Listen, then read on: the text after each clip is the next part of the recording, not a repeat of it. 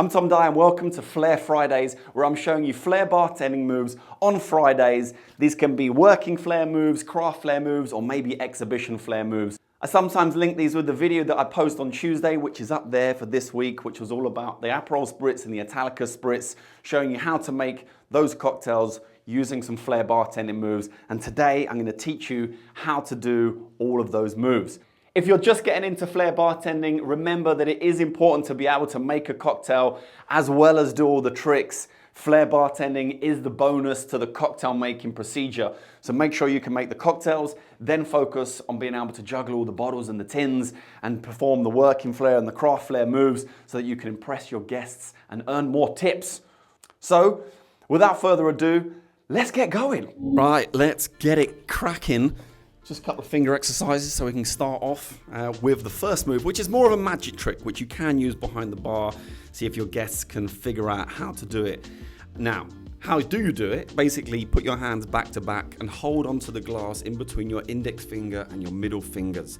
Both hands, both in the same position. It's a bit messy for me here, but I'm basically preparing for the next step, which is you're going to take the right hand, middle finger of your right hand, and tuck it through the middle finger and the index finger of your left hand, like I'm doing here, and then you just twist. You keep on twisting until your hands are palm to palm, like this.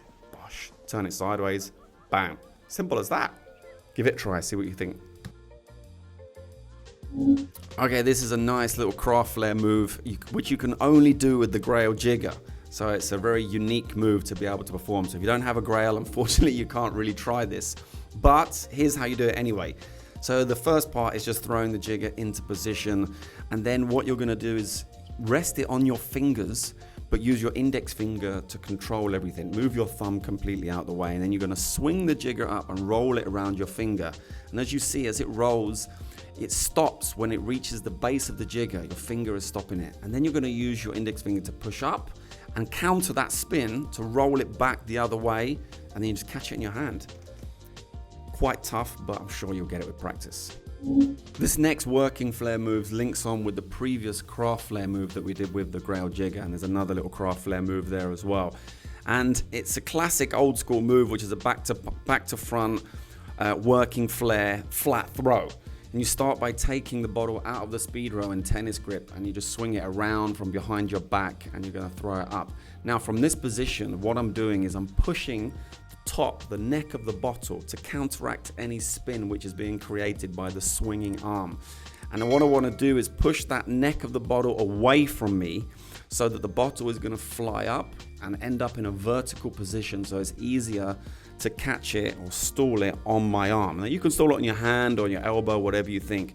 But as you can see here, the bottle is perfectly vertical and my arm is coming into position to catch it.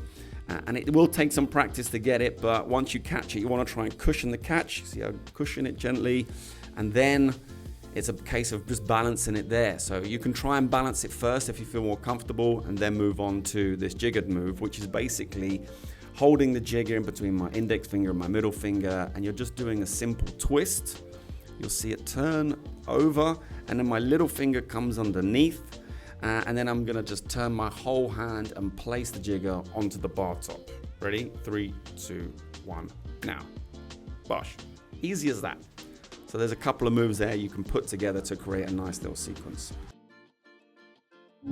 So if you've ever wondered how to saber a champagne, or in this case a Prosecco bottle, I'm going to show you how to do it with this Grail jigger, and it's basically the same process for whatever you're going to use. First, I'm going to show you how not to do it. So you don't want to flick your wrist like I'm doing here. You basically want to slide whatever you're using, in this case the Grail jigger, all the way up the bottle, and you keep moving your hand forward. So it's a big movement, and you'll see how much my hand moves. It'll go completely out of the shot. So as I slide up, it will go up and my hand goes out, and it just chops off the top of that bottle. So one more time, slides up and out, and it knocks off that bottle, breaks the bottle, and that's how you saber a champagne bottle. Right, this is a nice little craft Flair move, this time with a shorter spoon. And we're gonna do a spoon tap. And all we're doing is we're holding it by the spoon end, and we're gonna do half a spin, so the other end is gonna come round, and you're gonna tap it, you're gonna hit it with my index finger. So as it gets to this point, you're gonna hit it up gently. It's It's very light, so don't have to hit it too hard. It's gonna do a full rotation, and then you just catch it in your hand, and then you can go and stir your cocktail. Simple as that, but really nice, really quick move to use behind the bar. Here's another working Flair move, this time with a stemmed glassware. You can do this with a martini or any stemmed glassware that you have, and there's a trick to it. And here comes the trick. You don't have to do exactly what I do, but you'll see. Boom. You need to lick your finger, or you need to make it slightly moist. So you can use a little bit of ice or water, but then dry off the excess liquid. So you see, I just dry it off the back of my jeans. Now, from this point, I want to make sure that as much of my finger is touching the base of that glass as possible, and that's going to create more surface tension to make sure that that glass doesn't slip off of my finger. And then once you've got it, you're just a case of taking your time, moving slowly underneath and around, and practicing to do this so that you've got full control over it. Don't rush it, don't make any sudden movements, any jerking movements, because you'll find it really easy if you go slowly. Right, another craft Flair move with the Grail jigger, or working Flair move. Very similar to the Aperol bottle move, but this time we're throwing the jigger. Now, I'm throwing it in a helicopter fashion, so horizontally, and I'm holding the top of the jigger between all of my fingertips, and as I swing up, I'm putting it sideways, and I'm pushing the top of the jigger to make it spin in that horizontal fashion like this. Now, when I catch it, you can see my hand is fully open after a double spin on the jigger. Make sure you've got that hand as open as it possibly can, but the better you get it, you can then start being more precise with your catch. Once you've caught hold of it, you're picking the bottle up out of the speed rail and throwing the jigger from behind your back up. This time I'm only using a single spin, but as you can see, the hand holding onto the bottle has my middle finger, ring finger, and pinky finger as open as it possibly can. It's ready to catch that jigger in the most secure way I possibly can. Bosh. Caught it.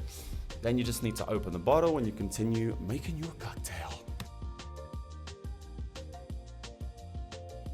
Okay, this is less of a move and more of a technique, and you can use it for layering champagne, using it for layering shots. As you can see here, the Prosecco is layering on top of the Italicus.